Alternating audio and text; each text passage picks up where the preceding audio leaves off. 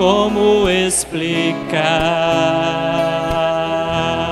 o amor que vai de leste a oeste e nunca mais vai terminar.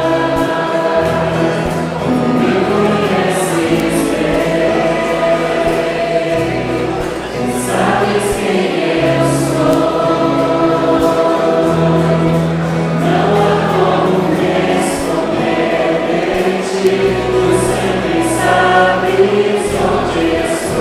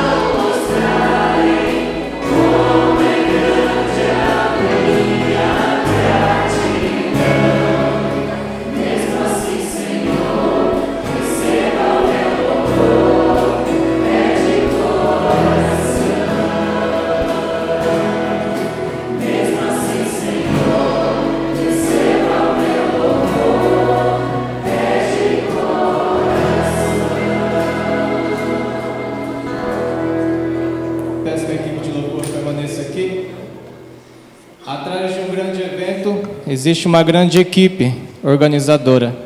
E eu queria chamar aqui à frente todos aqueles que nos ajudaram. Peço que chame as meninas, as professoras das crianças, pessoal que participou da liturgia, diretoria da federação, todos aqueles que participaram. Cadê a Fabiana? A Fabiana nos ajudou indiretamente. Cadê ela? Fabiana, da Central. Tá lá? Cadê? Vem aqui, Fabiana, você nos ajudou muito.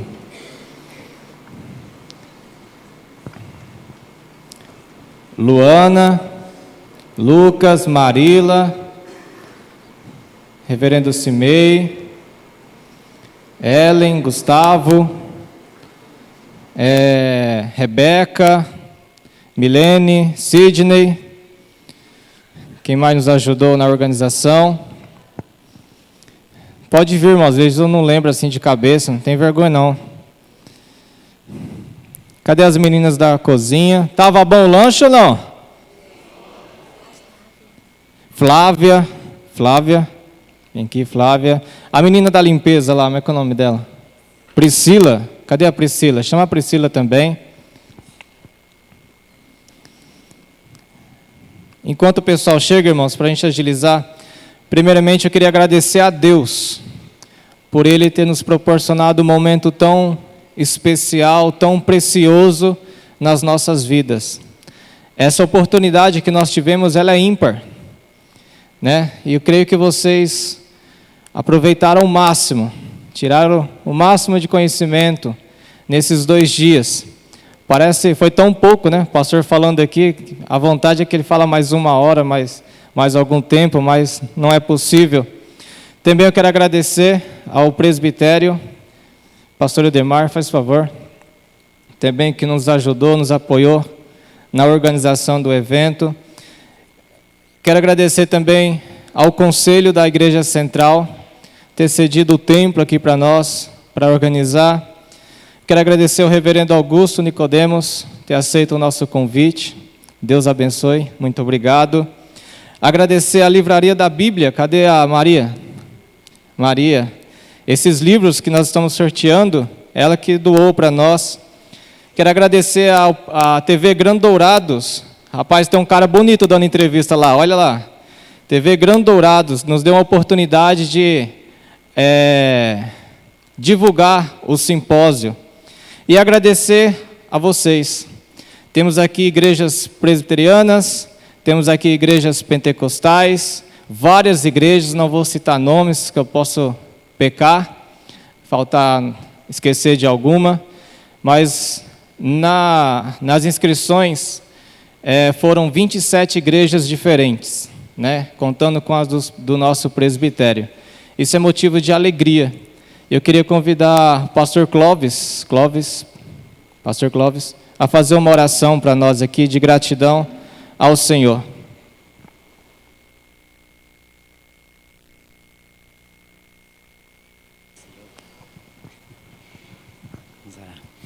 Senhor nosso Deus e nosso Pai, nós somos gratos ao Senhor porque o Senhor, ó Deus, sempre tem preparado algo importante para nós. Nós te louvamos porque esse simpósio, ó Deus, veio contribuir para a nossa edificação, para abrir, Senhor Deus, o nosso entendimento, ainda mais quanto à Tua Palavra e ao culto, Senhor Deus, que é prestado ao Senhor. Que possamos, ó Deus, fazer com ordem, com decência e para, ó Deus, a edificação da Tua Igreja e para a glória do Teu nome.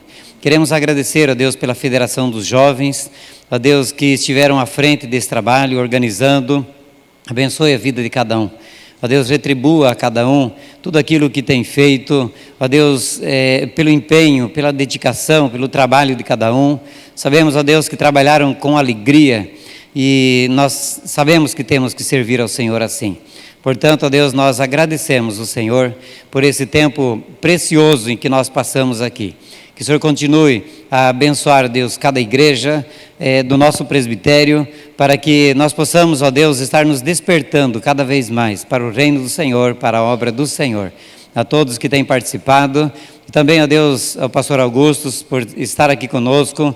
Ó Deus, apesar de não estar tão bem de saúde nesses dias, mas, ó Deus, o Senhor tem usado ele com poder e nós louvamos o Teu nome por isso. Que o Senhor abençoe, Senhor Deus, a federação, para que continue, ó Deus, a trabalhar, a se dedicar, a se empenhar, para poder, ó Deus, fazer a obra do Senhor nesse lugar. Oramos agradecidos por tudo que o Senhor tem nos proporcionado. Pedimos, ó Deus, o Teu cuidado e a Tua bênção, que o Senhor continue sustentando a Tua igreja, em nome de Jesus. Amém. Os irmãos podem sentar. Peço perdão, irmãos, por alguma falha na organização. É a primeira vez que nós organizamos um evento desse tamanho. Então, se houve alguma falha, se alguém magoou, né, vocês, nós, em nome da equipe de organização, nós pedimos perdão, ok? Vamos passar momentos de perguntas e respostas. Reverendo Cimei, Reverendo Augustus e Reverendo Ildemar, convido-os a tomarem assento aqui. Segura.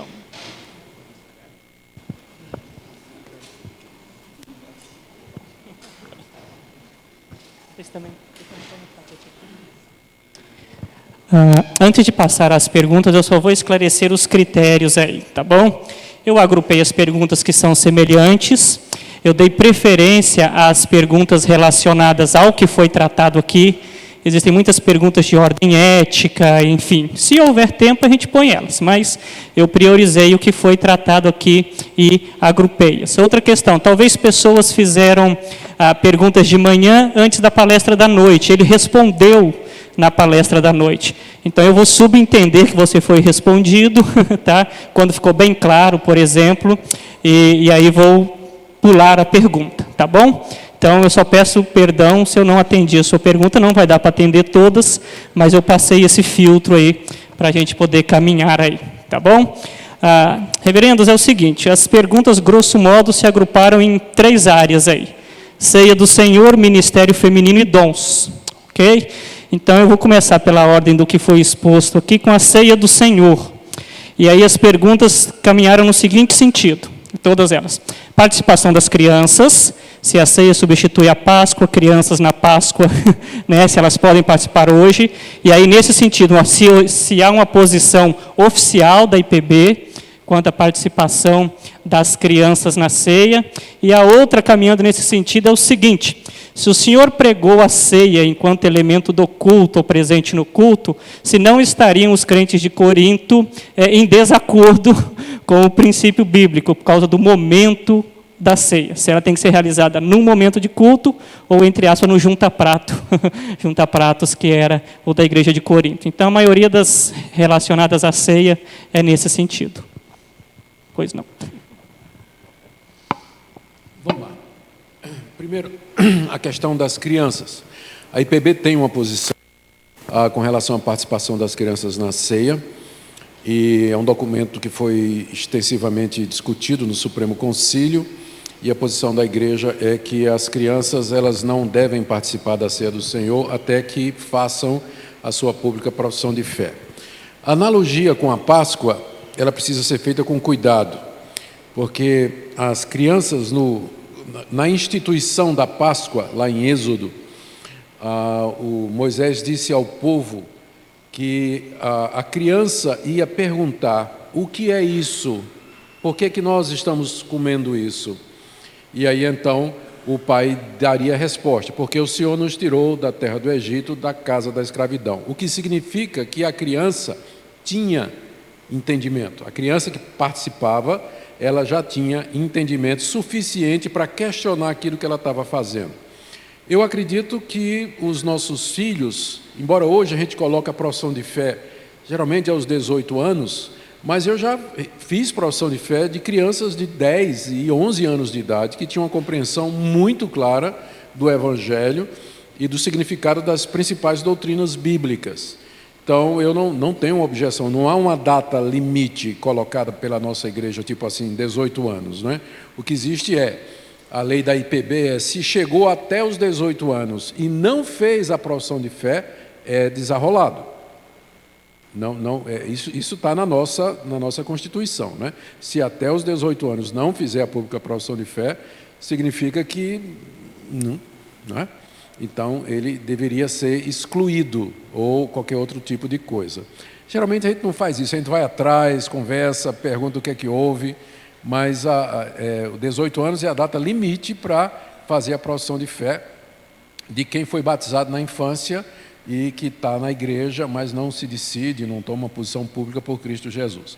Então, e tem outra coisa com relação à participação das crianças, é que Paulo, vocês viram, lá em 1 Coríntios 11, ele diz: examine-se o homem a si mesmo, e assim ele coma do pão e beba do cálice.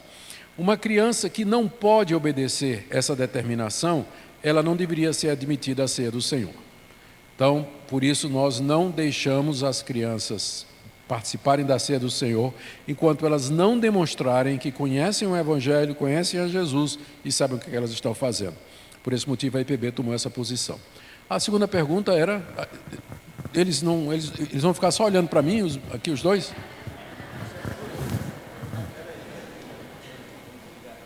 Até desligaram, tá vendo? Até desligaram. Oi.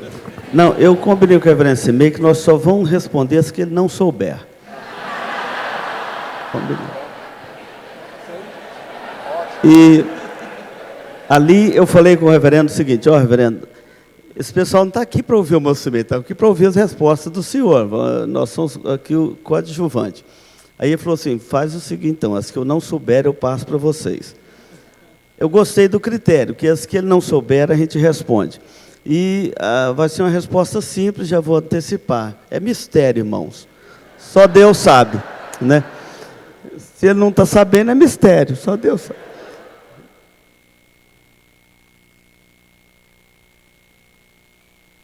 Ainda em relação à ceia e a comparação como ela era praticada pela igreja de Corinto e como ela é hoje. Se os coríntios estão errados em tirá-la do contexto de culto, ou se nós deturpamos, enfim, o paralelo. Não. Os coríntios estavam simplesmente seguindo o modelo que Jesus deixou. Jesus instituiu a ceia no meio de uma festa, de um junta-pratos, não é? Que era o jantar de Páscoa. Então, se alguém está errado, somos nós, e não a igreja de Corinto, né? Não a igreja de Corinto. Mas eu acredito que o fato de que Jesus instituiu a ceia durante a refeição da Páscoa não significa que ele estava colocando um paradigma para a igreja. O paradigma é comer o pão, é tomar o pão e tomar o cálice. Se a gente faz isso no ambiente de culto ou no meio de uma festa de fraternidade, eu creio que isso não é essencial. O essencial é que nós comamos o pão e bebamos o cálice em memória do Senhor Jesus e conscientes daquilo que estamos fazendo.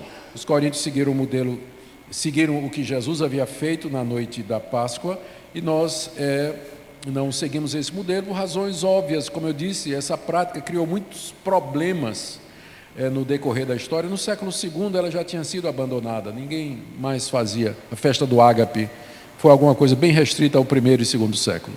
Perguntinha rápida, desculpa. Não, só, e só aquela transição natural, né? A gente vê, quando a gente fala hoje do cristianismo, a gente tenta desvincular aquele elo com o judaísmo, mas houve uma transição natural e algumas coisas no contexto do Novo Testamento, a gente vê que elas pegaram aquela herança judaica, tanto que a nossa herança é uma herança judaico-cristã, e a transição ela foi assim paulatina. Então eu entendo que essa festa do ágape, como era formada, e a gente não tem registro nas outras cartas se acontecia também nas demais igrejas ou se era só em Corinto, mas ela atendeu aquele período de transição, como outras coisas. E hoje a gente já tem mais essa ligação com o culto, e até mesmo quando a gente leva, né, reverendo, a ceia no lar para uma pessoa idosa, para uma pessoa enferma, que não está podendo vir à igreja, ela acaba tendo esse contexto e até uma orientação pastoral que a gente sempre participa junto, porque não é só levar e servir o irmão, mas o representar a igreja diante daquele que está sendo servido. Então, ela tem e continua esse aspecto coletivo, né? A pergunta é rápida: o senhor tem opinião a respeito da frequência da ceia? Mensal, quinzenal, enfim? Se dependesse de mim, nós celebraríamos a ceia todo domingo. Era também a posição de João Calvino, mas o consistório de Genebra não permitiu. O problema de fazer todo domingo, ou seja, com muita frequência, é que vai parecendo uma coisa comum. O problema de vocês passar demais, como por exemplo nas igrejas reformadas, que é 4 vezes ao ano. Por que eles fazem 4 vezes ao ano? Para dar tempo de todos os presbíteros visitarem os membros da igreja e dizer: você está apto e você não está apto para participar. Eles fazem isso, um trabalho pastoral de visitação. Por isso, a ceia na igreja reformada ela é muito espaçada. Mas aí eu acho que aí priva o crente de um meio de graça. Então, fazer uma vez por mês ou uma vez a cada 15 dias, eu creio que é uma boa medida. Não torna uma coisa tão comum, não é? E, por outro lado, também não priva o crente de participar desse meio de graça que Jesus mandou. Se dependesse de mim, seria alguma coisa aí uma vez todo domingo ou uma vez a cada 15 dias. Mas eu sigo a orientação da nossa igreja sobre isso. Que não tem orientação. Na verdade, é uma prática. Não tem nenhuma decisão da IPB dizendo que a ceia é para ser feita uma vez por mês. Mas é um costume que se estabeleceu. E acaba ficando a juízo do conselho da igreja local, né, pastor? Aqui na igreja a gente faz um primeiro domingo do mês no culto à noite e no terceiro domingo do mês na escola dominical de manhã, em virtude de alguns irmãos que têm dificuldade de vir no culto da noite. Ok, vamos para o segundo bloco agora, que vai implicar no ministério feminino. Tá? Não vou fazer todas juntas, mas algumas 4 ou 5 aí já vão englobar essa primeira pergunta aí. A questão é o seguinte: uma vez que a mulher tem que estar debaixo da autoridade do homem, mas não pode pregar, por que ela pode dar aula na escola dominical? É a primeira pergunta. Ok? Como interpretar a primeira carta de Paulo a Timóteo 2,12? Não permite que a mulher ensine, né?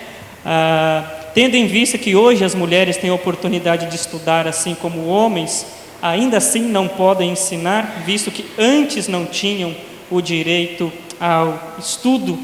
O primeiro bloco é esse aí. Certo. Eu entendo que a única restrição que a Bíblia tem ao ministério das mulheres é que elas sejam ordenadas como pastoras, presbíteras e diaconisas, porque o ofício traz o peso da autoridade. Então, os ofícios são o meio pelo qual Cristo governa e lidera a sua igreja. Uma vez que uma mulher é admitida a um ofício da igreja, pastora, presbítera ou diaconisa, ela então está numa posição de autoridade. Ressalvado essa ordenação, eu creio que não há nenhuma limitação bíblica para que a mulher fale na igreja ou ensine na escola dominical, ou mesmo até ocasionalmente trazer uma palavra num culto. Eu pessoalmente não vejo dificuldade bíblica, porque lembrando que Paulo diz em 1 Coríntios 11, ele fala da mulher que ora e da mulher que profetiza. Então, onde é que elas faziam isso? Em casa? Né? Paulo está falando do culto, então havia essa possibilidade. 1 Timóteo 2, quando diz assim, que não permito que a mulher ensine, é qualificado pela expressão seguinte: e nem que exerça autoridade de homem. Então, o que Paulo está proibindo é que a mulher ensine com aquela autoridade que é pertinente ao homem cristão qualificado, que é o ofício. Então, é esse tipo de ensino que ele está proibindo ali em 1 Timóteo capítulo 2.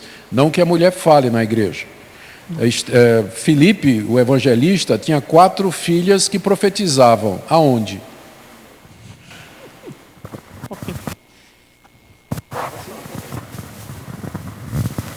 Boa noite, irmãos. Eu estou aqui mais para me aprender. Eu acho que os irmãos devem perceber, né? Eu sou um dos caçulas do presbitério aí. Mas o que eu vejo é o seguinte: o homem, ele, nas nossas igrejas, é uma realidade da igreja, ele muitas vezes negligencia o seu papel, né? E daí acaba que a mulher assumindo algumas funções, e talvez a realidade até que a gente vê no nosso país, né, de pastora, presbíteras e diaconisas, acaba sendo culpa do próprio homem cristão, que deveria assumir o seu papel, a sua postura, isso dentro do lar, não só no culto, dentro do lar, em todas as áreas da vida, e acaba negligenciando, e daí então a gente acaba tendo essas distorções dentro da igreja de Jesus Cristo. Então eu penso que o homem, ele tem uma responsabilidade muito grande nesse sentido, de manter de assumir a sua autoridade. Ainda desse do papel da mulher aqui, eu gostei dessa daqui particularmente. Uma mulher pode impor as mãos sobre um oficial da igreja para orar por ele? Os pastores principalmente. É mistério, irmão.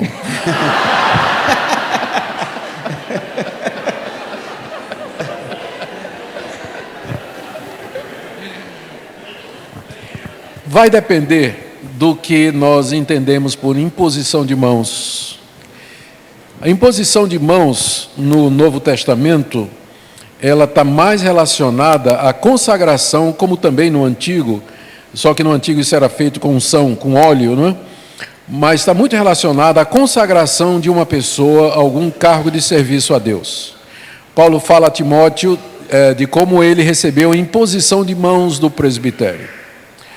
Então, devido a isso, como a imposição de mãos parece ser um meio de transmissão de autoridade, talvez não fosse se for entendido dessa maneira, então não seria correto a mulher fazer isso, porque ela estaria de alguma forma exercendo algum tipo de autoridade sobre o homem. Mas se é um gesto que significa apenas um toque, um contato fraterno, sem qualquer conotação, eu não tenho o que dizer contra, né? Mas o problema é que a imposição de mãos está associada no meio evangélico à concessão de autoridade ou instalação em alguma função. Daí isso pode realmente causar confusão, né? E como que faz o efeito da oração não está ligado à imposição de mãos, não há dificuldade em orar sem impor mãos. A resposta, o que torna a oração eficaz é a fé, com imposição de mãos ou sem imposição de mãos. Então, é alguma coisa que é irrelevante até, né, para essa questão da oração. Não, é só assim, sobre a questão da mulher, a igreja presbiteriana, ela não ordena as mulheres aos ofícios da igreja. Mas pouca igreja, as mulheres têm um espaço tão assim respeitoso como na igreja presbiteriana. Outra coisa é o seguinte, eu fico olhando a solidão, reverendo, que a igreja presbiteriana do Brasil está ficando nessa tarefa da não ordenação feminina. E uma das últimas denominações históricas do nosso país, há uns 2 anos atrás, se eu não me engano, cedeu também a ordenação feminina, e eu lembro que o Dr. Rousseau Schedinger era vivo, foi pedido a ele, que é da sua denominação, um trabalho exegético para saber se havia uma base bíblica sólida para a ordenação feminina. E ele concluiu que se a denominação dele quisesse ordenar as mulheres, teria que ordenar pelos costumes modernos, mas não tinha base bíblica para a ordenação feminina. E mesmo assim o concílio, a convenção deles, votou na época favorável à ordenação feminina. Então, a gente ficou muito solitário nesse aspecto. Mas o que a igreja a igreja presbiteriana não cedeu à ordenação feminina é o fato de que ela não é bíblica. Então, por mais que diga assim, mas toda empresa moderna hoje ordena mulher para os cargos, tem mais diretoras multinacionais e etc. E por que na vida moderna todas as empresas grandes, modernas, colocam a mulher na direção e a igreja não pode? Mas essas igrejas não têm a Bíblia como critério. Então a gente não pode ceder a esse tipo de argumentação. A questão é bíblico? Não é. Então não vai ordenar, porque não é bíblico. A Bíblia é a nossa regra de fé e prática. Agora, isso para os ofícios. O restante as mulheres fazem muito bem. E quem mais resiste à ordenação feminina dentro da nossa igreja é quem, reverendo? As próprias mulheres. As próprias mulheres.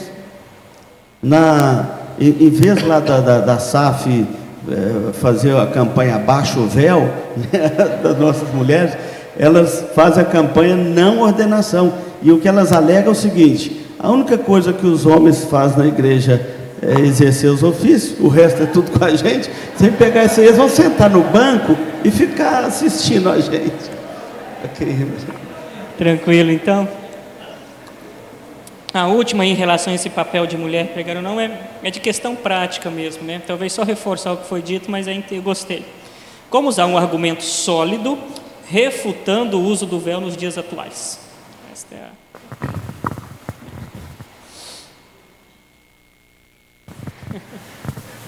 Essa não é uma questão fácil, tá? Quando lendo 1 aos Coríntios capítulo 11 e conhecendo o papel que o véu exercia no vestuário feminino e o simbolismo dele naquelas três culturas, grega, romana e judaica, a gente pode entender por que é que Paulo insiste que a mulher usasse o véu. Então, era um argumento que está baseado num costume da época. Não, aliás, o argumento não está baseado. O que está fundado no costume da época era o uso do véu.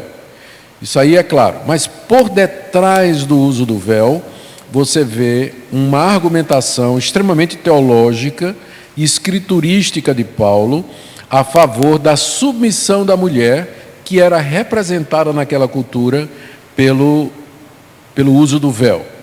Então, o argumento, não tem um único argumento, a gente tem que construir uma série de argumentos para montar o nosso caso.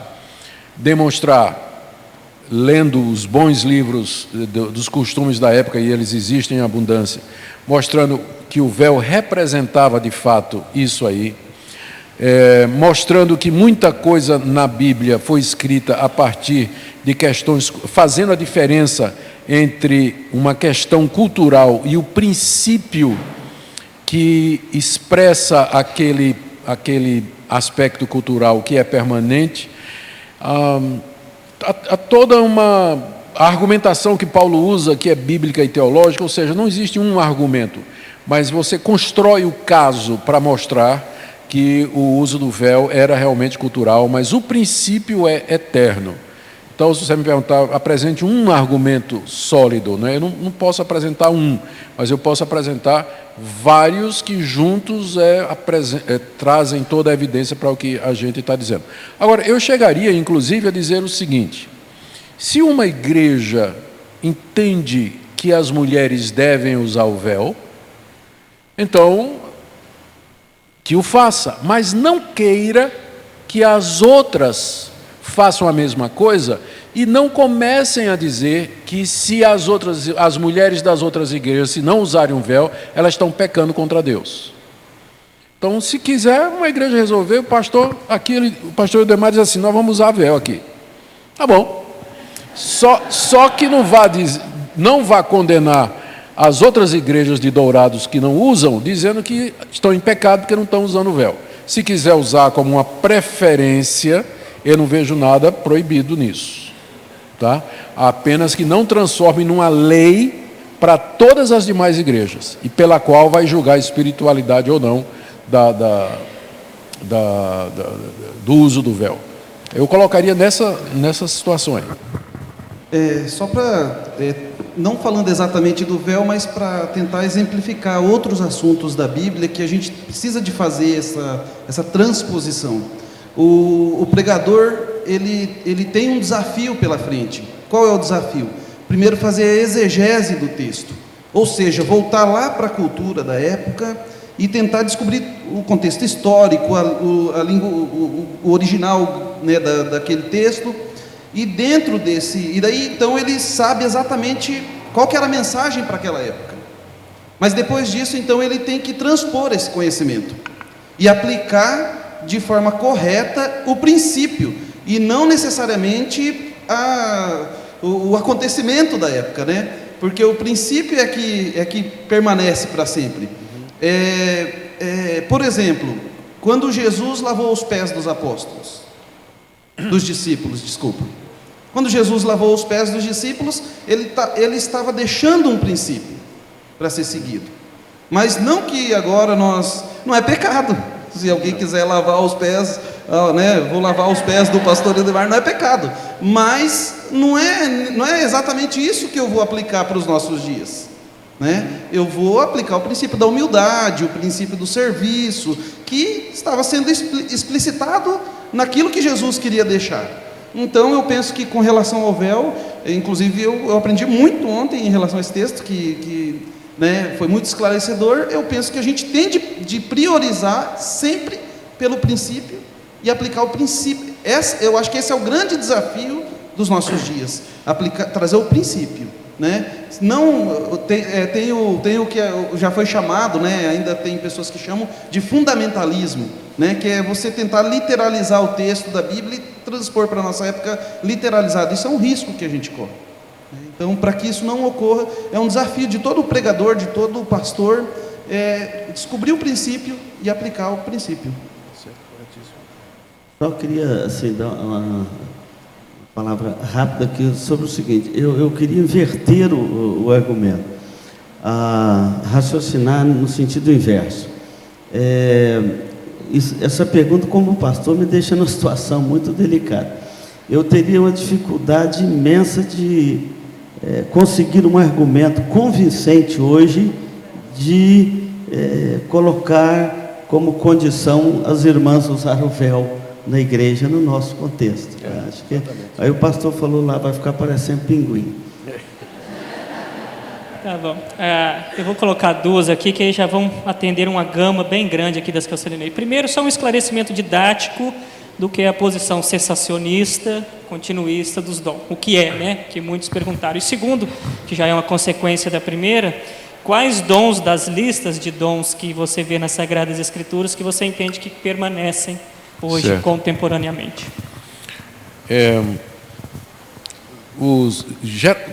Quando se fala cessacionista, geralmente se entende uma pessoa que diz que o dom de línguas e os dons espetaculares cessaram. Línguas, profecia, milagres. E quando se fala continuista, é uma referência a pessoas que acreditam que esses dons permanecem hoje, não é? Agora, existem entre essas duas posições, existem posições intermediárias. Então, eu, por exemplo, me considero um cessacionista cauteloso, não, um cessacionista aberto e um continuista cauteloso, não é? Porque a minha posição, ela não pode ser chamada de cessacionista, se você entender daquele jeito, e também não de continuista, se você entender do jeito que eu falei. Então, por exemplo, o dom de profecia. A profecia, enquanto revelação do futuro, Deus anunciando através de alguém aquilo que Ele vai fazer com respeito à história da redenção, eu creio que cessou. Isso não tem mais. Não existe mais, uma vez que a Bíblia foi terminada e toda a revelação de Deus foi ali colocada. Mas profecia, enquanto pregação da palavra, ela permanece. Como é o caso lá de 1 Coríntios, que nós acabamos de ver, né, os profetas lá de Corinto, que embora daquela forma que hoje não é mais usual, né, mas havia a possibilidade de pessoas se levantarem e trazerem uma palavra de edificação para a igreja durante um culto e tudo mais. Então, eu profecia enquanto exortação, educação e edificação, eu não tenho dificuldade nenhuma. Dom de línguas. Línguas entendidas não como revelacionais, porque alguns irmãos entendem que o dom de línguas trazia nova revelação. Eu não vejo nada na Bíblia que diga isso. Línguas, como nós mostramos, era uma expressão de louvor e adoração a Deus no idioma que a pessoa nunca tinha falado antes e que não sabia. Então, nesse sentido, eu não vejo nenhuma dificuldade de Deus fazer isso. Hoje, eu não creio que o dom... que não possa haver. O que acontece é que, historicamente, o dom de línguas cessou no final do século I. O pessoal no século II já diz isso, os pais da igreja, eles dizem que o dom de línguas já não estava mais presente.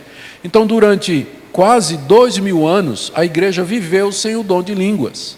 100 anos atrás, começou um avivamento nos Estados Unidos, que teve aquela mais importante reunião, que foi na rua Azusa, quando uma menina de 16 anos, ela começou a falar em línguas. E aí, então, o pastor dela, que é considerado o fundador do pentecostalismo, disse que era o batismo com o Espírito Santo e que Deus estava renovando na igreja os mesmos dons que havia no Novo Testamento. Então, o ônus de provar que isso que aconteceu é o mesmo dom de línguas do Novo Testamento, é deles. Porque a igreja viveu 2000 anos sem isso. Só que vocês sabem, aqui eu não quero ofender ninguém, vocês sabem que nesse meio o dom de línguas não é praticado como a Bíblia ensina. Falam todos ao mesmo tempo, não são idiomas humanos, não há interpretação. Não é? Então não peça que eu acredite que é o dom de línguas. Não peça, porque não bate com o que eu vejo na Bíblia. Agora, teoricamente, Deus pode conceder esse dom. Teoricamente ele pode. Eu não conheço nenhum caso que eu possa dizer, eu me deparei de fato com o exercício do dom de línguas. Eu não conheço, mas isso não quer dizer que não exista. Eu estou dizendo que se existe, ele não está visível, porque o que se vê é uma coisa bem diferente daquilo que Paulo ensina na primeira carta aos Coríntios. O dom de cura, eu creio que está ligado aos apóstolos. Então, eu pessoalmente não creio que haja hoje ninguém com dom de cura. Porque uma pessoa com dom de cura, o que é que ela fazia? Ela determinava a cura, que acontecia imediatamente e completamente. Os apóstolos não erravam uma única vez. Mandava levantar, levantava. Mandava abrir os olhos, abria os olhos.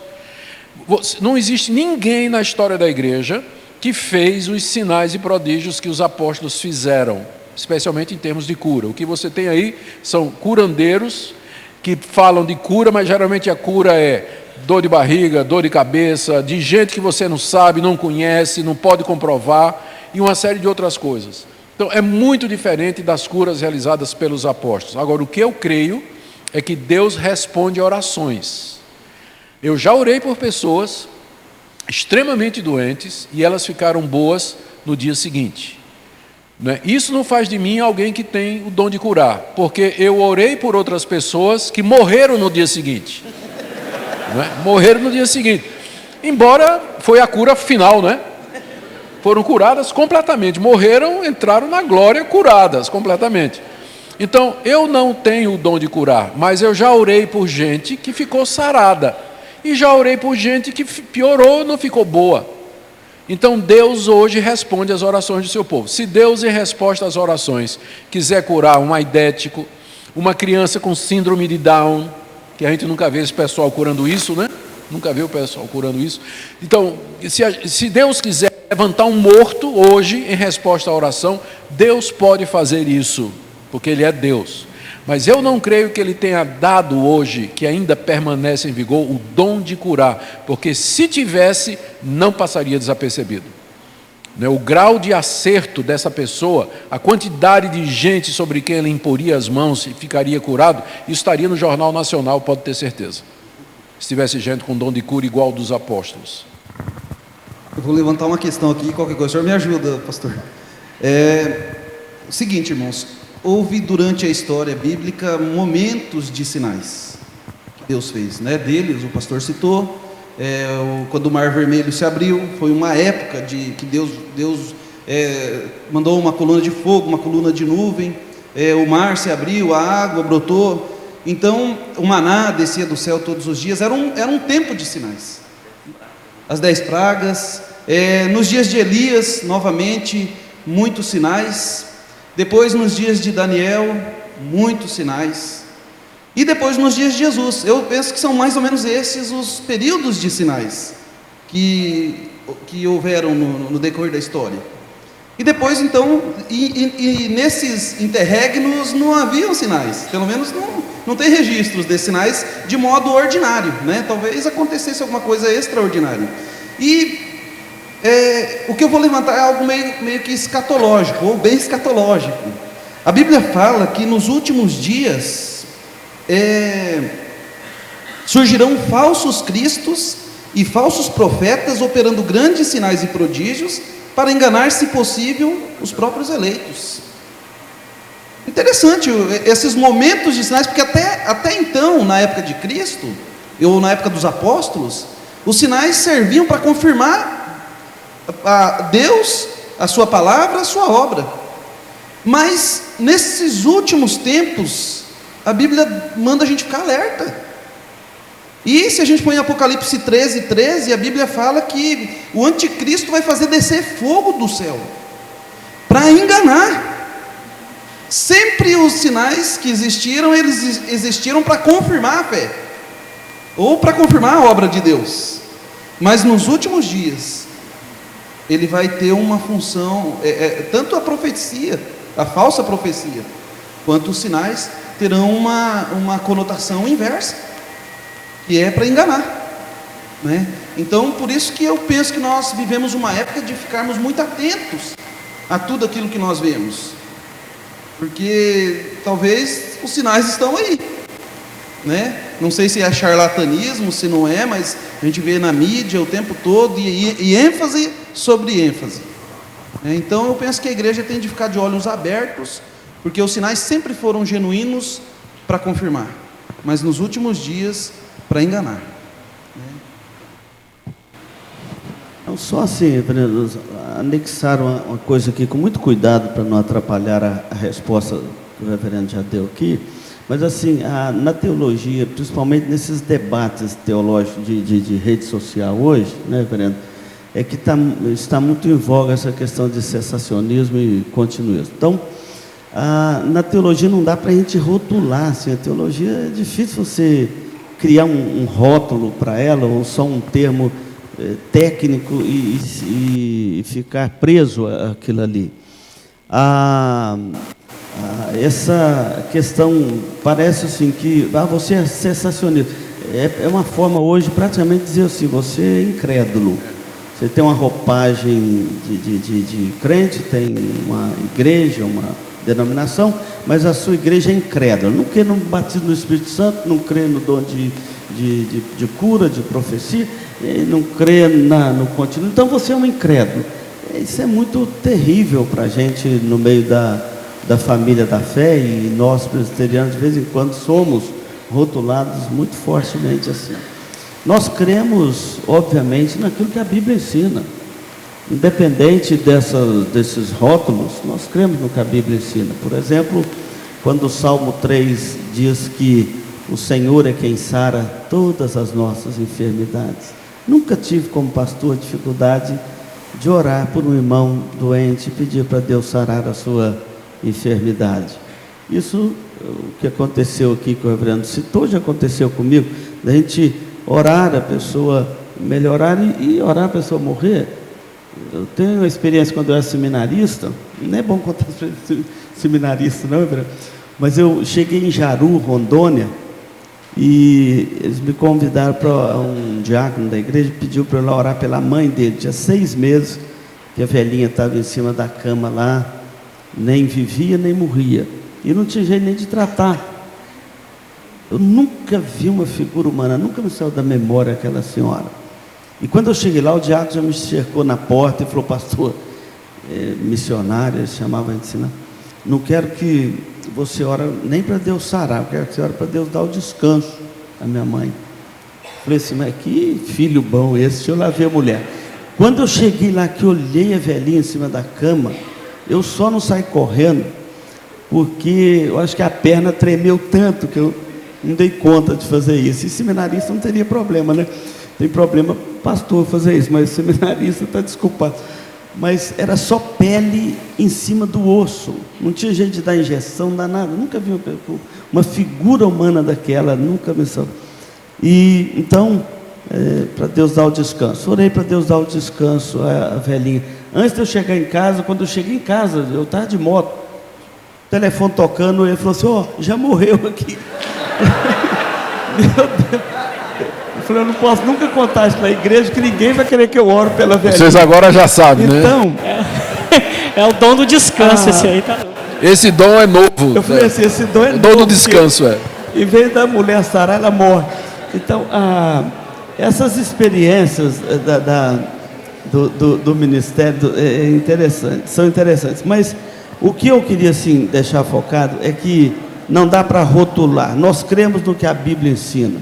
E eu acho assim que nós sendo muito jovens aqui, muitas das vezes ficam assim acuados, chega até mentir. Eu já vi jovem mentir para não ficar um estranho no ninho, não é? Não, eu acredito, sem uma noção. E porque às vezes tem medo de ser rotulado, de não crer. Nós não somos obrigados a crer nesses movimentos, bem já estacionados aqui. Nós temos que crer naquilo que a palavra de Deus nos ensina. Nós não somos obrigados a crer nessa onda que está aí. Nós cremos, temos a Bíblia como a nossa única regra de fé e prática. E se rotular a gente de cessacionista, continuista, o que for, não preocupa com isso. A palavra de Deus é a nossa única regra de fé e prática. A Bíblia diz que Deus sara todas as enfermidades. Enfim, nós não temos que deixar de orar por isso, mas nem aderir a esse movimento, nesses critérios aí, é um desacordo. Rapidamente, só para esclarecer, dezenas de perguntas querendo saber o que é procurar com zelo os melhores dons. Eu vou falar rapidamente, a reverenda me corrige. A procura do zelo com os melhores dons aqui não é o procurar para si, mas é o procurar dentro da igreja os melhores dons para edificação, naquela lista que Paulo apresentou lá no capítulo. Está respondido, é exatamente isso aí. Ok? Partindo para a reta final aqui agora, de ordem pessoal, mas que eu achei bonita também.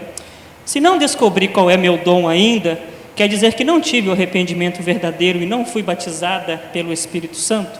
Não, de jeito nenhum. O que falta aí talvez seja discipulado, você procurar orientação e ajuda espiritual para poder ver de que forma você pode servir a Deus, com que habilidade você pode servir a Deus. O exercício dos dons espirituais não está ligado, não está em relação de causa e efeito com conversão. Uma pessoa pode ser convertida, mas ela não sabe o lugar dela no corpo de Cristo. E algumas outras descobrem rápido. No meu caso foi conversão e chamado para pastorado. O meu chamado foi, e eu descobri os meus dons de ensino e de ensino mais, não é? E logo na minha conversão, isso aí eu não tive dificuldade. Mas, por exemplo, a minha esposa, que cresceu na igreja, e não lembra nunca de alguma época na vida dela em que ela não foi crente, então ela levou um tempo até descobrir o dom dela, que eu creio que floresceu, mas depois de alguns anos de casados, que é o dom da misericórdia. Eu não conheço ninguém que exerça esse dom da forma como minha esposa exerce. Eu vou dar um exemplo. Eu, como pastor, atendo muitos casos no gabinete pastoral, às vezes de mulheres que estão com a vida muito estragada, né? Tomaram decisões erradas ou foram abusadas pelo pai ou pelo marido, pelo namorado, a autoimagem completamente arruinada, gente sem esperança, com doença, e a gente dá assistência, e passa um ano, a gente não vê melhora, não é? Pois a Minca, o nome da minha esposa é Minca, ela pega esses casos, que os pastores já desistiram. Ela é especialista em casos perdidos.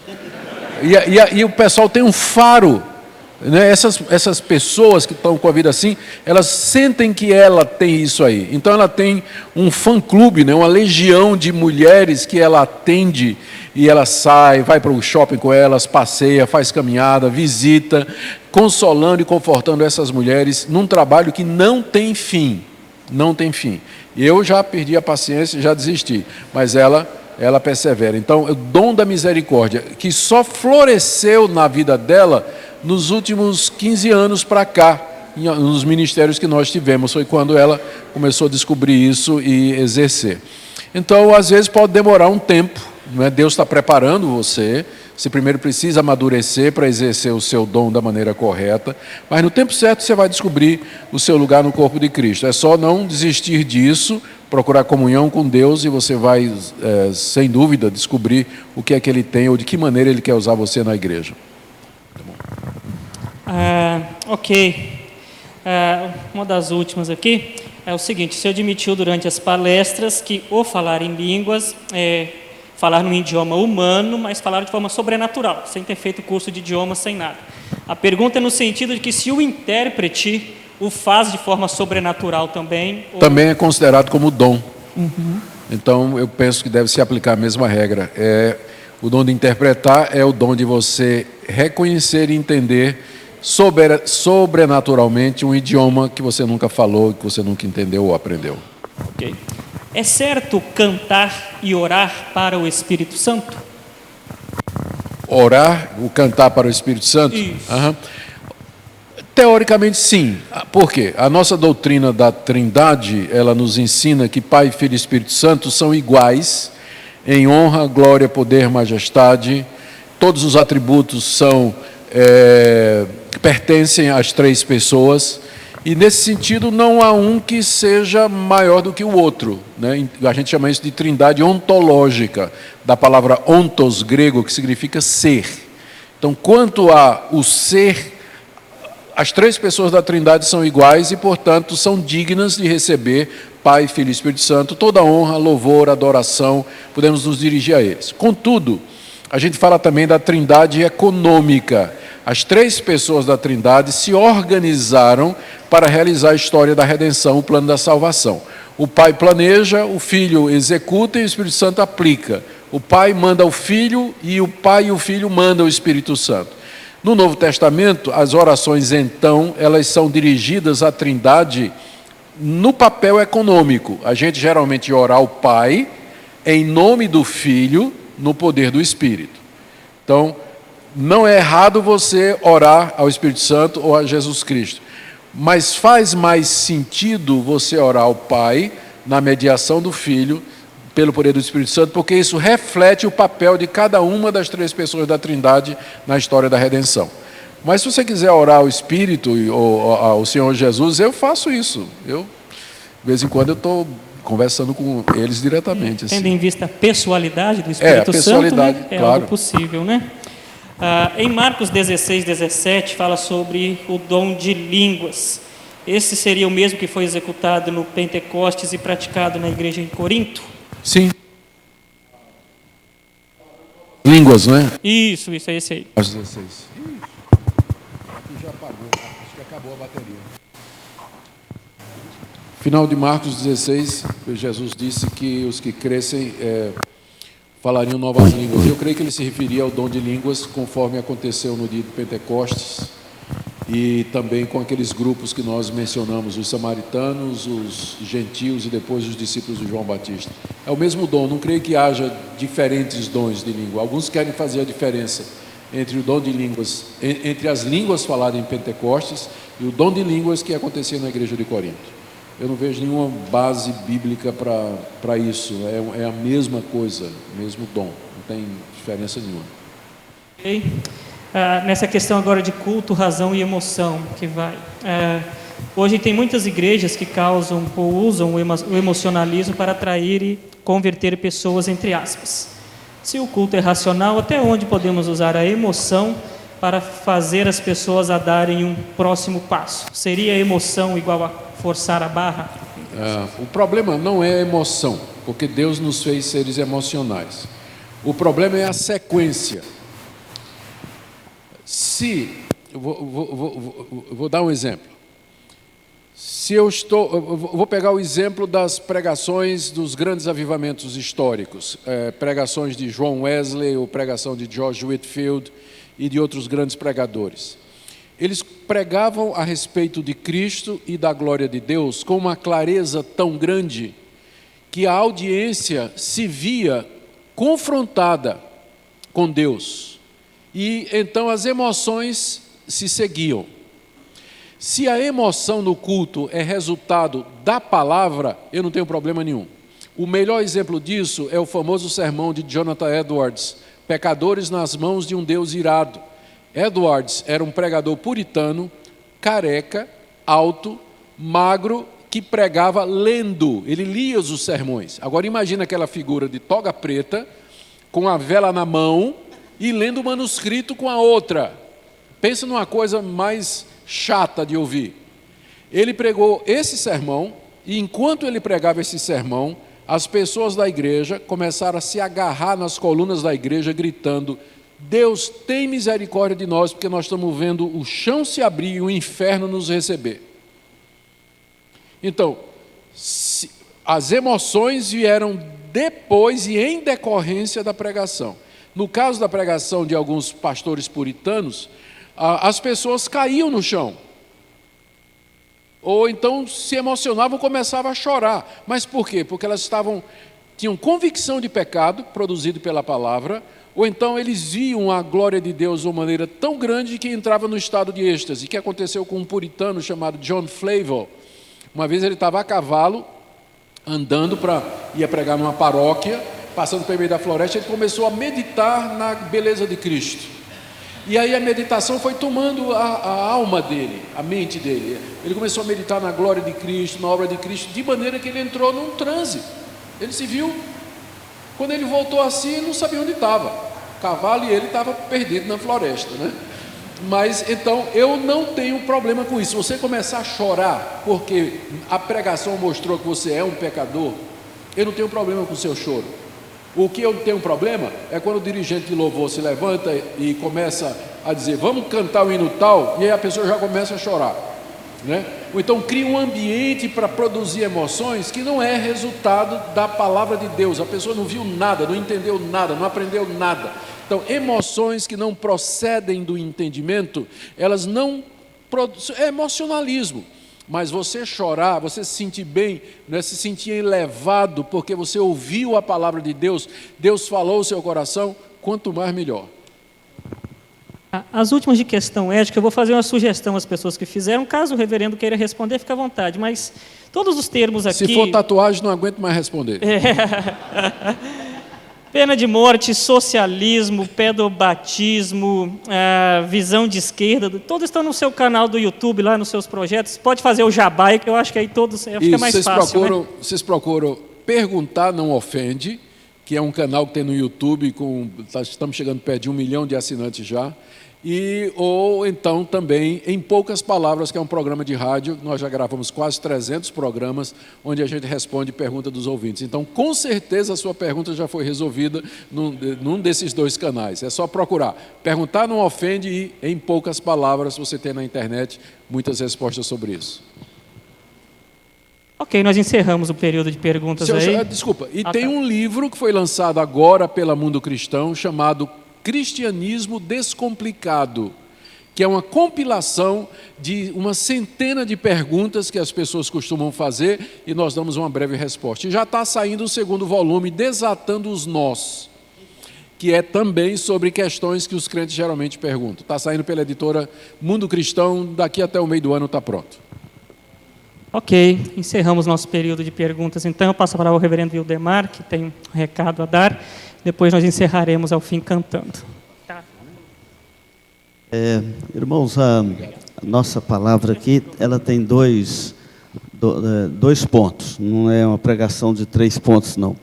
O primeiro ponto é agradecer aqui ao reverendo Augusto Nicodemos, a vinda dele aqui entre nós, e dizer assim que nós nos sentimos muito honrados, reverendo, com a sua vinda aqui a Dourado, sua presença entre nós. E o Luiz da Federação é uma pessoa assim, muito insistente, quem conhece ele sabe.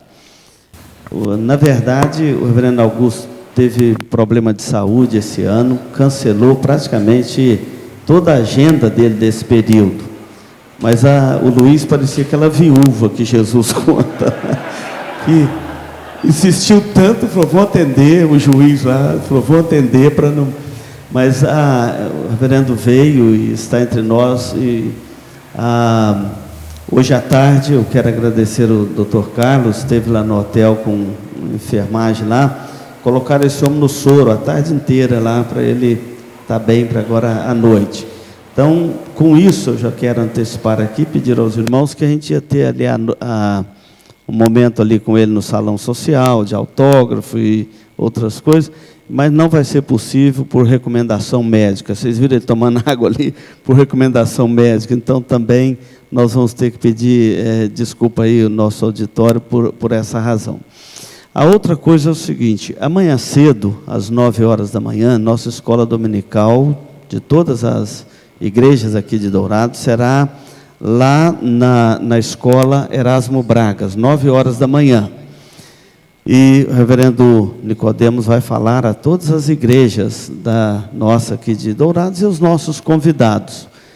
E vai ter um trabalho para as crianças. Alguns pais ficam assim, não vou por causa das crianças. Então, vai ter o reverendo Evandro, com uma equipe aqui da igreja, vai estar fazendo um momento especial com as crianças, tá bom? E, se tudo correr bem, e ele não passar mal de novo, ou se o Dr. Carlos der outro coquetel, lá à noite, ele estará conosco aqui no culto, tá bom? Então, Luiz, contigo a palavra. Rapidão, galera. Vamos sortear alguns livros. Marcos, fala um número aí. De 1 a 320. Não lembro. 55. 55. Cícero França, Deodápolis. Cadê o Cícero? Próximo número. Pastor Simei, fala um número para nós. 13 já foi. 13 já foi. Até 320. 179, dou-lhe uma. 179. Karina Gonçalves Ambuja? Ai, a irmã, que marmelada, hein? Pastor Augusto, fala o número. 320. 310. Vê se ele veio. Vinícius, ô louco. Vinícius, pastor, fala o número. 290.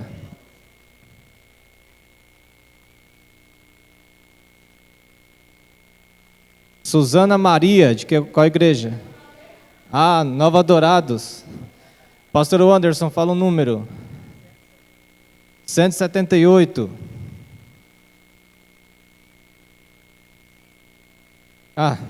Galinha Zambuja, é marmelada, só família está saindo. Flávia, fala o número, Flávia. 80. Diego Alisson. Sidney, fala o número. 22. Andressa Vilas Boas. Cadê você, Andressa? Pastor Marco Aurélio, fala um número. 87? 87. Eduardo Baixas. Olha lá, Eduardo Baixas. Maraca. Tem mais um aí, Odai? Acabou? Agora aqui, Fundamentos da Graça, direto da Livraria da Bíblia. Melhor lugar você comprar livros aqui em Dourados. Preço que cabe no seu bolso. Obrigado, Maria. Só não vou falar o nome do autor, que eu não sei falar inglês. Então não vou passar vergonha, não. Fundamentos da Graça. Vou escolher. 300. Tony César. Obrigado, Tony. Irmãos, alguns avisos rapidamente das próximas programações da federação. Rapidão. Dia 7 de julho, na Igreja Presbiteriana